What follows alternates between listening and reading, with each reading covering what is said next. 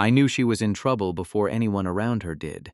From the lifeguard stand, she looked like another swimmer, enjoying the late afternoon water until her stroke suddenly shortened and one arm started slapping at the surface instead of pulling through it. She was maybe 40 yards out, beyond where most people had settled, and for 2 seconds her head disappeared behind a swell. When she came up again, she tried to wave, but the movement had none of the rhythm of swimming anymore. I was already off the stand by then. I hit the sand running, heard Vaughn shout that he had my zone, and went straight into the water without waiting to see whether she disappeared again. My name is Reid Hollowell, and at 29 I had spent enough summers working ocean rescue around Wrightsville Beach to know that drowning rarely looks the way movies teach people to expect. There is not always screaming. There is not always dramatic thrashing. Sometimes a person simply gets quieter and less coordinated until the ocean starts winning. By the time I reached her, the woman was trying to keep her face above water with one leg barely helping. She caught sight of me and managed, "My leg," before another wave broke against us. "I've got you," I told her. "Stop fighting the water." She tried, but panic had already taken over. I got the rescue buoy under her and started moving us toward shore. Halfway in, her grip weakened. I told her to keep looking at me, but her eyes stopped focusing properly, and her body went heavier against the buoy. That was when the situation changed from a frightened swimmer with a cramp to something nobody on our crew took lightly. Vaughn and another guard met me in the shallows, and between us we got her onto the sand. She was unresponsive and not breathing normally. Everything after that happened through training rather than thought. Airway, breathing, rescue breaths, chest compressions when indicated. Someone called emergency medical services while Vaughn managed the growing crowd, and another guard brought the oxygen equipment. I had just delivered another rescue breath when her body reacted beneath my hands. Her eyes opened abruptly, unfocused at first, and for one strange second she stared directly into mine with my face still inches above hers. I moved back immediately. She coughed hard and tried to turn, so I helped position her safely while keeping her from sitting up too fast. "Easy," I said. "Stay down for me." She blinked at the sky, then at me again, clearly trying to put the last few seconds together. "Were you?" Her voice cracked and she coughed again. "Don't talk yet." I could see confusion fighting through the fear on her face, and then she whispered, "Did you just kiss me?" Under almost any other circumstances, the question might have been funny.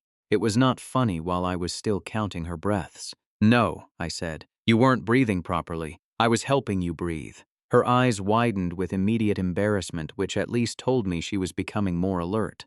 "Oh God, you can be embarrassed later." I checked her responsiveness again and asked her name. She hesitated as if the answer had somehow become complicated. "Laurel, Laurel Van." "Good, Laurel, keep looking at me." A woman came running down the beach a few seconds later, pale and barefoot, repeating Laurel's name until Vaughn stopped her from crowding the assessment.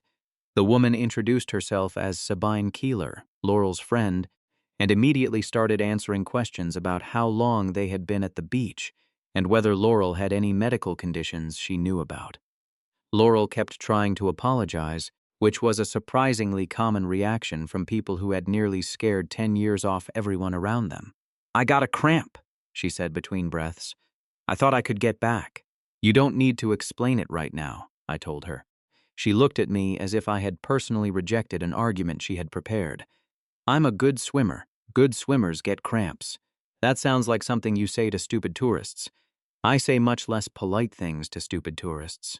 That earned the smallest laugh before she winced and closed her eyes again. By the time MS took over, Laurel was awake, breathing steadily, and very annoyed that everyone kept telling her not to move. I stepped aside and gave the responders the details they needed. Sabine stayed close to her, holding one of Laurel's hands while trying not to look as shaken as she clearly was. Normally, that would have been the end of my involvement. We made the rescue, transferred care, documented what happened, reset the equipment, and went back to watching the water because another emergency did not care that the previous one had been personal. Still, when Laurel was being moved toward the access point, she turned her head and found me again. "Reid." Vaughn had called me earlier, so apparently she had caught my name. "Thank you," she said. I nodded. "Get checked out properly." She gave me a tired look. That sounded almost nice. "Don't ruin it." Sabine laughed despite herself, and Laurel managed a weak smile before they continued up the beach. I watched them longer than I should have, then climbed back onto the stand and told myself it was because I wanted to make sure she left safely. Vaughn waited maybe 30 seconds before saying, "You planning to monitor the ambulance all the way to the hospital?" I looked toward the water. "Do your job." "I am. Apparently yours too." I ignored him. But the image of Laurel opening her eyes while I was still over her stayed with me for the rest of the shift.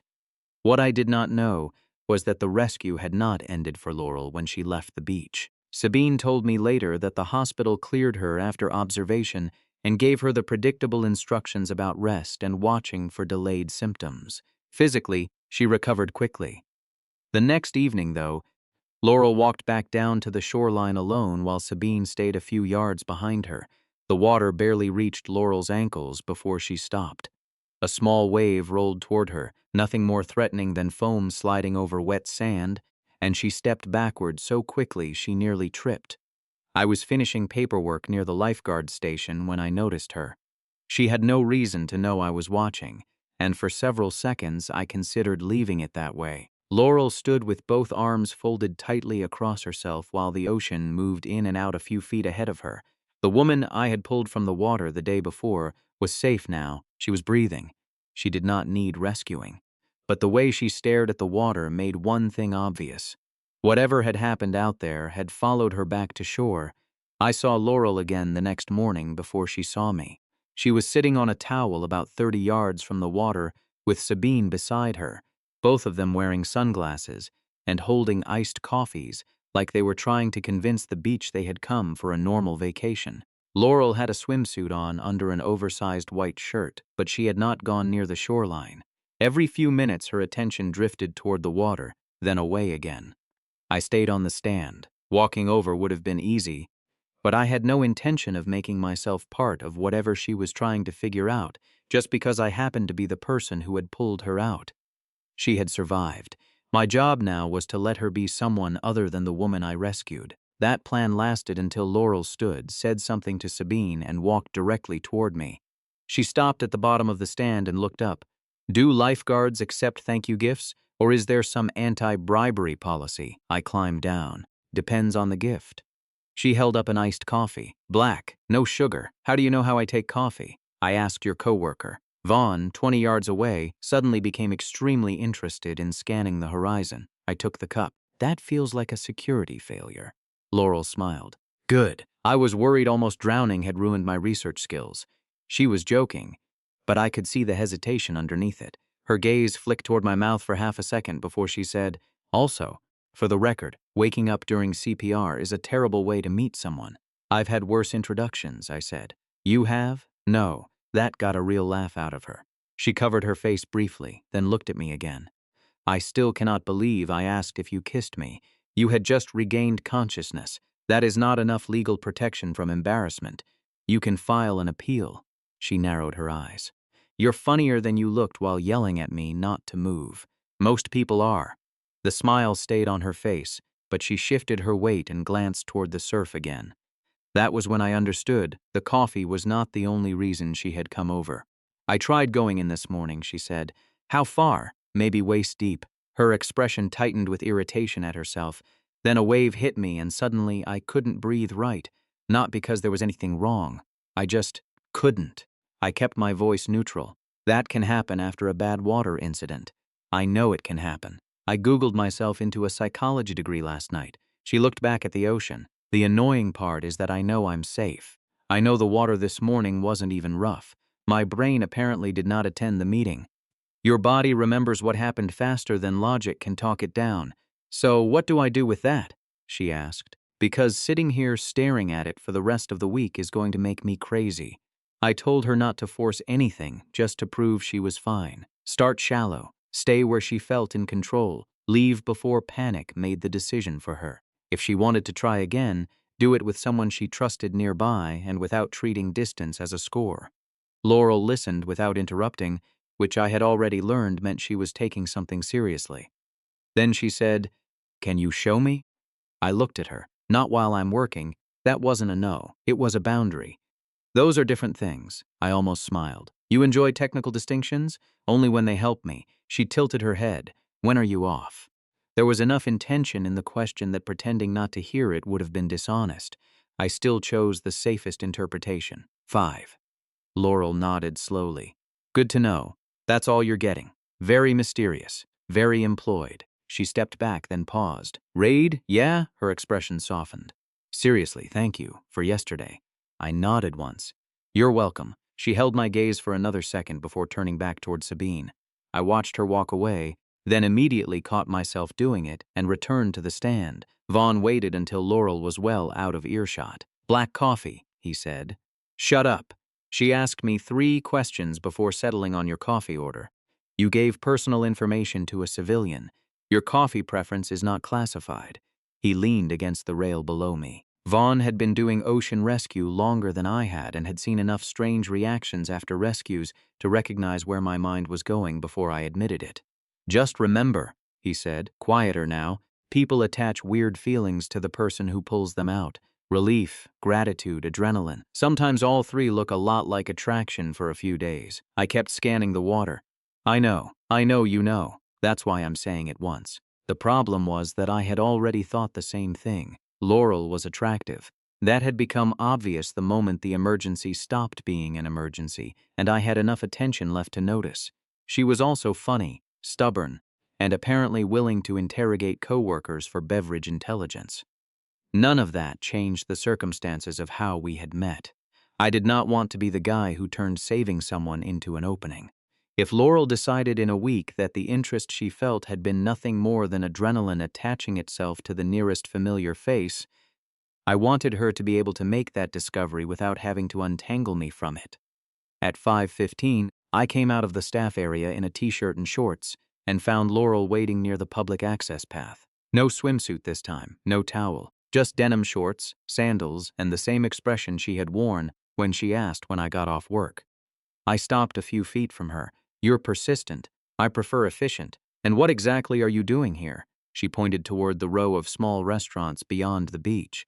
First, buying you dinner because apparently coffee does not cover CPR. You don't owe me dinner. I know. The answer came quickly enough to matter. Then Laurel looked toward the ocean, took a breath, and met my eyes again. And after that, I want to ask you something without you wearing the red shirt and pretending I'm still your patient. I waited. Her smile was smaller now, but steadier. I'm not asking you to rescue me again, Reid. I want you to show me how to stop needing rescue. Dinner lasted longer than either of us planned. Laurel picked a small place 2 blocks from the beach where the tables were close together and nobody cared that I still had sand on my ankles. She spent the first 10 minutes trying to convince me that buying dinner was not gratitude, then caught herself doing exactly what she had accused me of doing earlier and laughed. Fine. I wanted an excuse to talk to you when you weren't working. I looked at her across the table. That was much simpler. I hate that you're enjoying this. You make it easy. She smiled, then looked down at the menu like she needed somewhere else to put her eyes for a second. Once we stopped circling the obvious subject, I learned more about her. Laurel photographed hotels, restaurants, rental properties, and private homes, which meant she spent most of the year walking into spaces other people had designed and figuring out how to make them look inviting. She liked the travel until she didn't. She liked working for herself until every client suddenly decided Friday afternoon was an emergency. This trip with Sabine was supposed to be the first full week in almost a year where Laurel did not answer emails before breakfast. And then I nearly drowned on day 2, she said. Excellent scheduling. I told her I was impressed by the commitment to relaxation. She pointed a fry at me. You're getting dangerously comfortable making jokes about me. You survived long enough to earn them. After dinner, we walked back toward the beach and stopped near a quieter stretch south of the busiest access points. The water was calmer there, and the light had softened enough that most families were already packing up. Laurel stood with her sandals in one hand and stared at the water for a while. Not tonight, I said. She looked at me. I didn't ask. You were thinking about it. Maybe I like standing dramatically near oceans. You're very convincing. She rolled her eyes, but I saw some relief in her face. The first step, I told her, was not proving anything while she was tired. If she wanted to try again, we could meet the following morning before my shift, When the beach was quiet and the conditions were predictable, she showed up at 6:45 wearing a dark swimsuit, a loose shirt over it, and an expression that said she had already considered canceling at least twice. I had chosen a section of shoreline with a gentle slope and small waves. Ground rules, I said.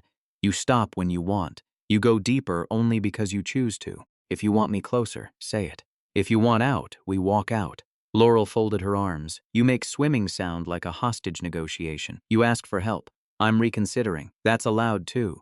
She studied me, probably waiting for me to challenge her pride. When I did not, she pulled the shirt over her head, dropped it beside her sandals, and walked toward the water. The first few yards were easy. Ankles, knees, then thighs. Laurel kept talking almost continuously, which I quickly realized was how she managed the nerves. She complained about the temperature, accused the Atlantic of having a personal issue with her, and asked whether lifeguards secretly judged everybody's swimming technique. Constantly, I said. That seems unethical. You should see our scorecards.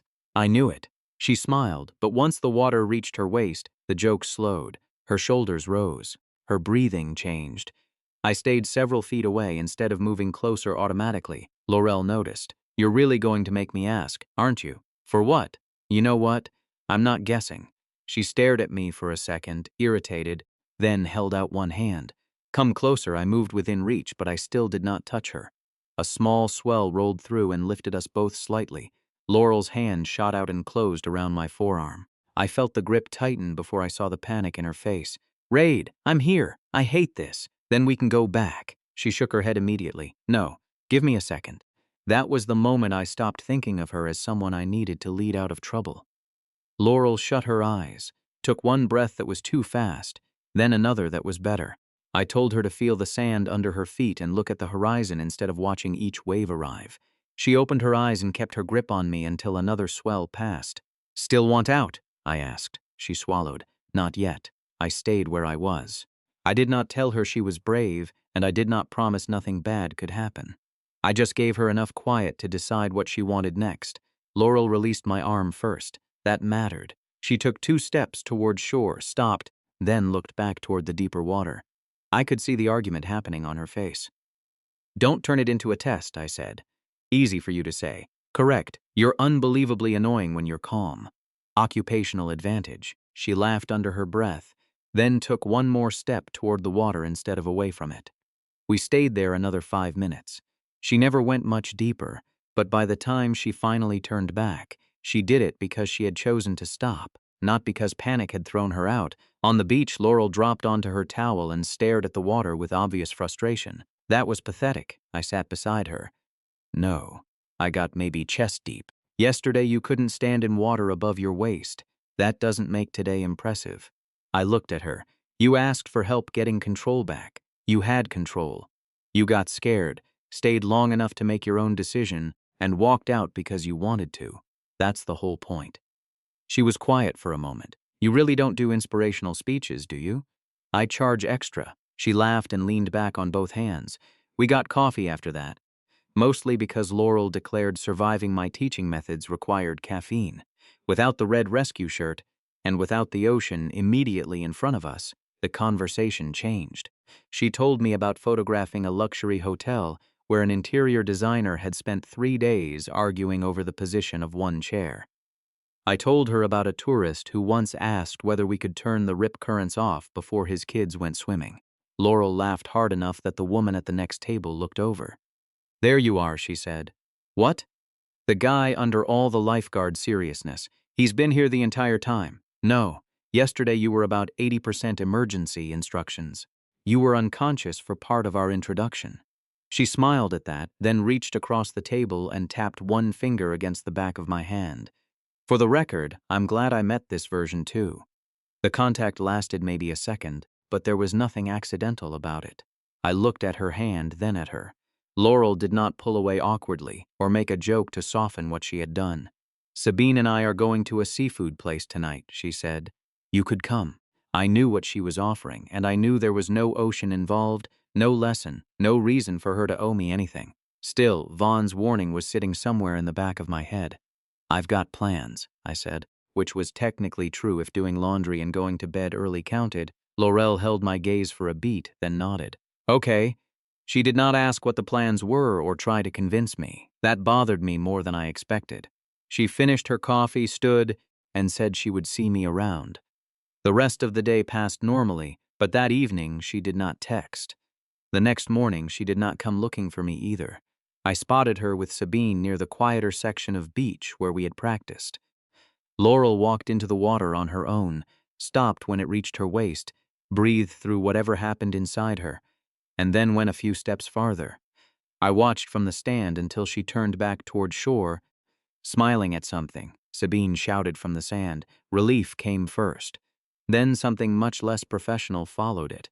I realized I was no longer watching Laurel because she was the woman I had rescued. I was watching because I wanted her to look up and find me watching. Laurel found me after my shift the next afternoon, barefoot on the sand with her sandals hooked through 2 fingers. She had spent part of the morning in the water again without me, which I knew because I had seen her from the stand and deliberately kept my distance. One more lesson, she said. That sounds dangerously like confidence. Don't ruin it. She glanced toward the water. I want to go past where I stopped yesterday.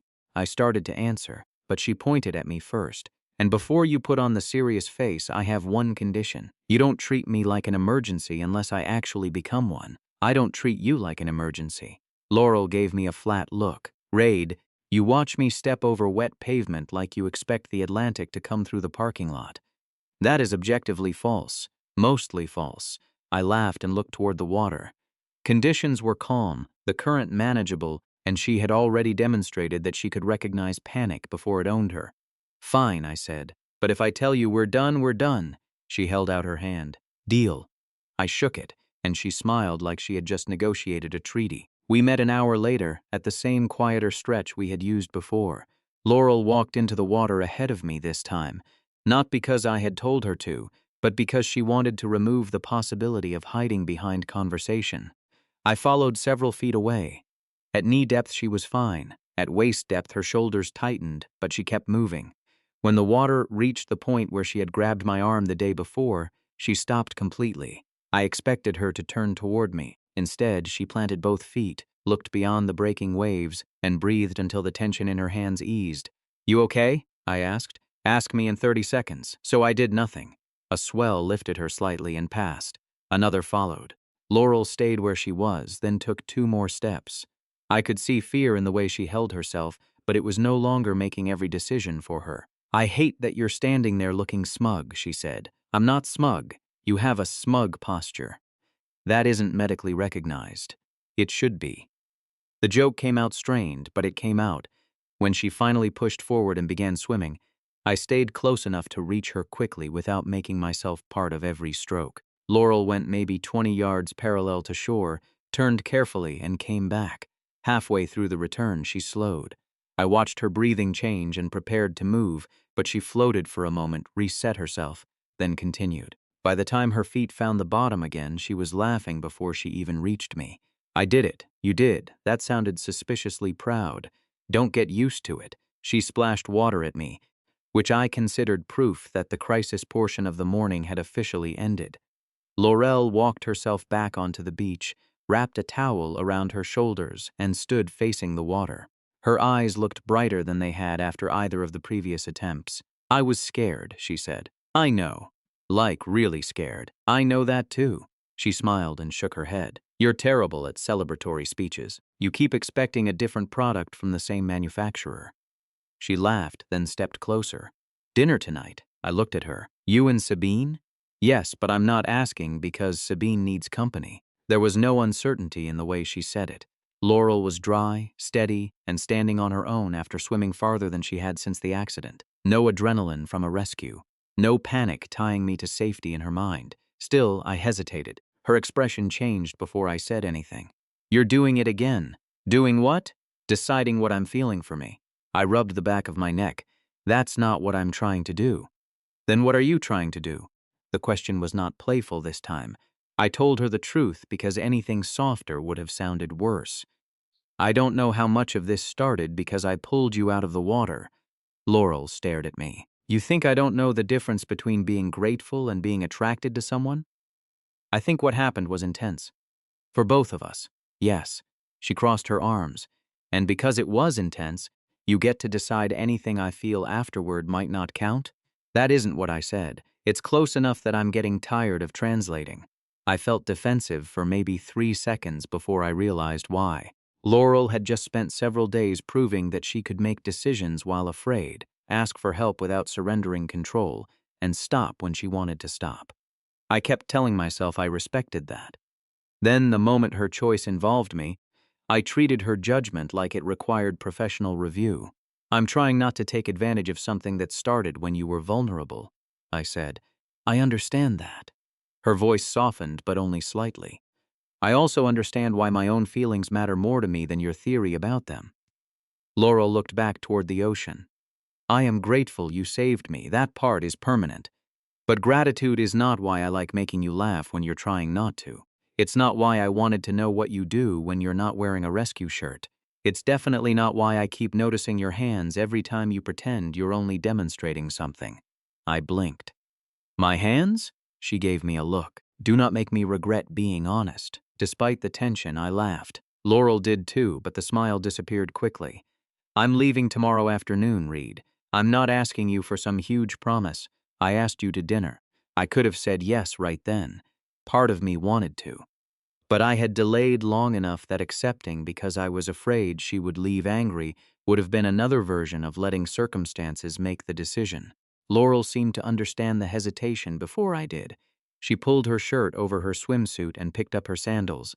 You don't have to answer now. Laurel, no, really. She looked at me directly. I've made my part clear. I'm done trying to convince you I mean it. She walked back toward the public access without drama, without waiting for me to stop her, and without taking back a single thing she had said. I stayed where I was until she disappeared behind the dunes. The ocean behind me sounded exactly the same as it had all week, but the problem was different now. Laurel no longer needed me in the water, and she had made it painfully clear she did not need me to validate what she felt either. Whatever boundary I thought I was protecting had already done its job. If I kept hiding behind it now, I was not respecting her agency. I was refusing to use my own. By the time I got back to the station, Vaughn was locking one of the storage cabinets. He glanced at my face and said, "She leaves tomorrow, doesn't she?" I looked at him. "How do you know that?" "Sabine mentioned it this morning." He tossed me the key ring. "Figured you knew." I caught it automatically. For several seconds, I just stood there with the keys in my hand, realizing the timeline I had treated as background had suddenly become the only one that mattered. Laurel had 1 day left at Wrightsville Beach. For the first time since I pulled her from the ocean, there was absolutely nothing she needed me to save her from. If anything was going to happen between us now, I would have to walk toward her without an emergency giving me the reason. Laurel was already in the water when I reached the beach the next morning. I spotted Sabine first, sitting on a towel with 2 coffees beside her and watching the shoreline. Then I found Laurel 20 yards offshore, swimming parallel to the beach at an easy pace. I stopped near the access path instead of going closer. She had not come looking for me. She had not checked whether I was on the stand. She had simply walked back into the same ocean that had terrified her 3 days earlier and decided what she was ready to do. A small set of waves rolled through while I watched. Laurel slowed when the first one reached her. Even from shore, I could recognize the moment her body tightened. A week earlier, I would have been moving before she had time to decide whether she needed me. This time I stayed where I was. Laurel turned onto her back for a few seconds, floated, then rolled over and continued swimming. Sabine noticed me and lifted one hand in greeting but did not call Laurel's attention toward me. I appreciated that. Whatever happened next needed to belong to Laurel before it belonged to either of us. She stayed out another few minutes before swimming back toward shore. When her feet touched bottom, she stood and pushed wet hair away from her face. Then she looked toward Sabine and saw me. Her expression froze for half a second. I expected a joke. Instead, she smiled. Not the relieved smile she had given me after the previous session, and not the embarrassed one from the day we met. This one looked almost proud. I walked down until the water reached my ankles. "You didn't need me," I said. Laurel came closer, breathing hard but steady. "I believe that was the assignment. You passed. Was there a scorecard? Classified." She laughed and walked past me toward her towel. I followed. But I did not start the conversation I had rehearsed badly in my head the night before. Laurel dried off while Sabine made a transparent excuse about getting breakfast and disappeared toward the boardwalk with one of the coffees. Laurel watched her go. Subtle, terrible acting, I agreed. She pulled her shirt over her swimsuit and picked up the remaining coffee. I leave it too, I know. She looked at me over the lid. So this is probably the part where we say goodbye like two emotionally mature adults. I was hoping to ruin that. That got her attention. I sat on the edge of the empty lifeguard platform and waited until she sat beside me. You were right yesterday, I said. Laurel immediately looked suspicious. Could you repeat that? I wasn't recording. Enjoy it while it lasts. She smiled, but I kept going. I told myself I was being careful because of how we met. At first, I think I was. But somewhere along the way, careful turned into me deciding you couldn't possibly know what you wanted yet. Laurel looked toward the water but did not interrupt. You proved you could come back here without me. You asked for help when you actually wanted it, and told me no when you didn't. You invited me places that had nothing to do with swimming. At some point, the rescue stopped explaining anything, and I kept using it anyway. She was quiet long enough that I felt every second of it. Why? She asked finally. I could have blamed professionalism again. That answer had expired, because if I decided you were confused, I didn't have to admit I wasn't.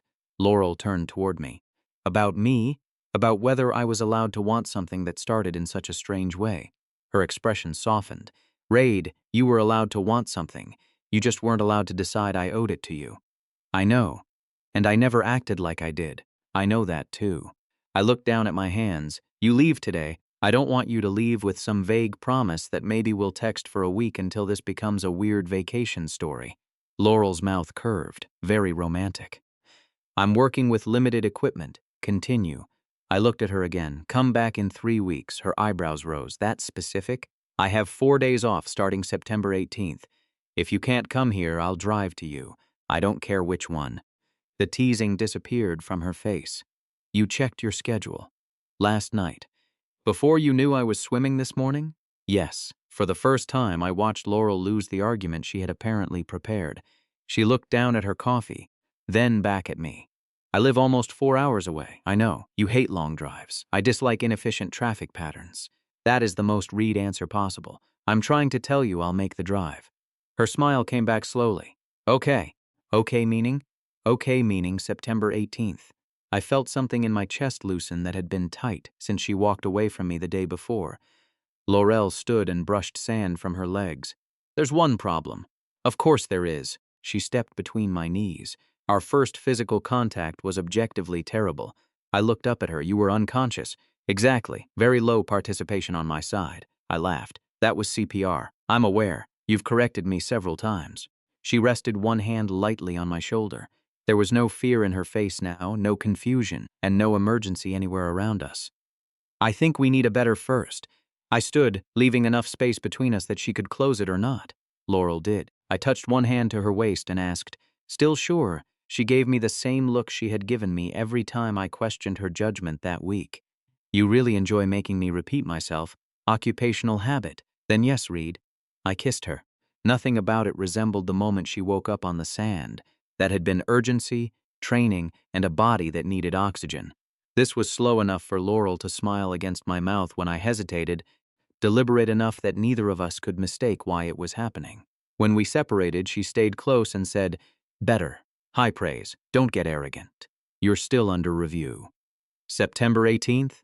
September 18th. 3 weeks later, I drove to Laurel instead. She met me outside her apartment with a camera bag over one shoulder and looked at my car like she was inspecting evidence. You actually came. You sound surprised. I wanted to see whether your follow-through matched your CPR. That sentence needs work. She laughed, kissed me before I could say anything else, and pointed toward the passenger seat. Move your stuff. I'm driving. By then, the ocean was no longer the reason we kept seeing each other. It was simply the place where we had met. For a while, I thought the responsible thing was making sure Laurel never confused being saved with being in love. What I nearly missed was that she had already separated those things long before I did. The woman I pulled from the water needed a lifeguard. The woman who came back, faced the ocean again, argued with me, invited me to dinner, and eventually left without asking me for anything, did not. I liked her much more. By the time Reid drove almost 4 hours to see Laurel 3 weeks later, the rescue itself had become the least useful explanation for why they were still in each other's lives. That matters because the story begins with the opposite problem. Reid first meets Laurel when she is unconscious on the sand, not breathing normally, and completely dependent on his training. He performs CPR because she needs emergency care, not because there is anything romantic in the moment. Laurel waking up confused enough to ask whether he kissed her makes the introduction memorable, but it also creates exactly the kind of emotional complication Reid is careful not to exploit. Laurel's recovery then shifts the center of the story away from Reid.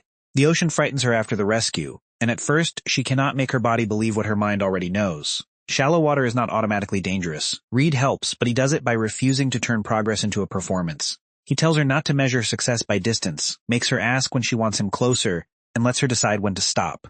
The important victories are small. She stays in the water long enough to choose her own exit. Then she returns without him, goes farther, regulates her panic, and eventually swims again while Reid watches from a distance. At the same time, Laurel keeps finding reasons to know Reid outside the rescue. She brings him coffee, invites him to dinner, asks questions when he is off duty, and makes it clear that she is interested in the man beneath the red lifeguard shirt. Reid notices the attraction too, but Vaughn's warning stays with him. He does not want gratitude, adrenaline, or fear to masquerade as romance. So he keeps waiting for proof that Laurel's feelings can survive once she no longer needs him. The irony is that Laurel provides that proof before Reid is willing to accept it. She faces the water without him. She asks for help only when she wants it. She invites him to dinner after she has regained control. She tells him directly that gratitude is not why she likes his humor, wants to know him off duty, or notices him physically. Yet Reid still hesitates because caution has become safer than admitting his own interest. That changes when Laurel stops persuading him. She leaves the decision with Reid and walks away. The next morning, he sees her swimming independently and finally understands that the rescue no longer explains the relationship. She does not need a lifeguard, and she does not need his approval of her feelings. What remains is his choice. So instead of offering a vague promise before Laurel leaves, Reid checks his schedule and gives her a real date 3 weeks later. When they finally kiss, there is no emergency, no panic, and no confusion about what either person is doing. The woman he first met needed him to save her life. The woman he chooses afterward has already reclaimed it for herself. Reid's caution is responsible at first because the power imbalance created by a rescue is real. Laurel wakes up disoriented after a life-threatening event, and strong gratitude or attachment to the rescuer can easily complicate what either person thinks they are feeling. Giving her space is not coldness. It protects her ability to make choices after the emergency is past. The problem begins when Reid keeps applying that logic after Laurel repeatedly demonstrates agency. He starts from "I should not take advantage of vulnerability," which is sound, but gradually moves toward "I know better than Laurel whether her attraction is real."